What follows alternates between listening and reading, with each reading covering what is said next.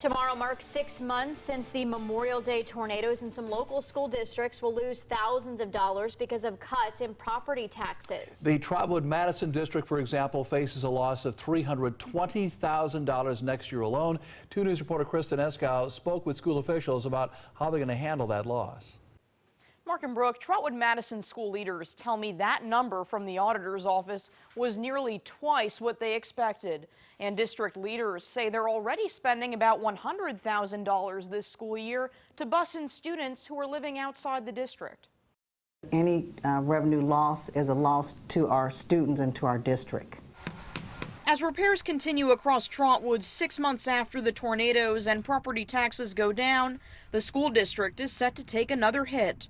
The schools face a $320,000 tax revenue loss. Treasurer Janice Allen says that's equivalent to the cost of about 7 teachers. Allen says the district is projected to regain $55,000 due to new construction, but she hopes that number will be even higher.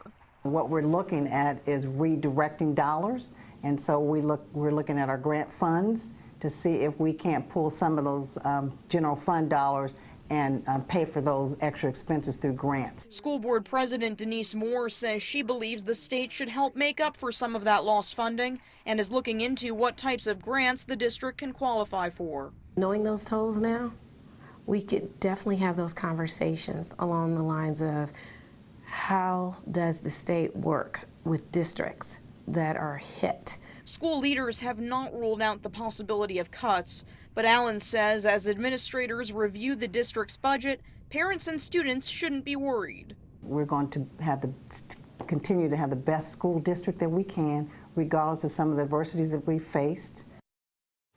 And Trotwood school officials tell me enrollment has remained stable in the district so far this year. Kristen Eskow, 2 News, working for you.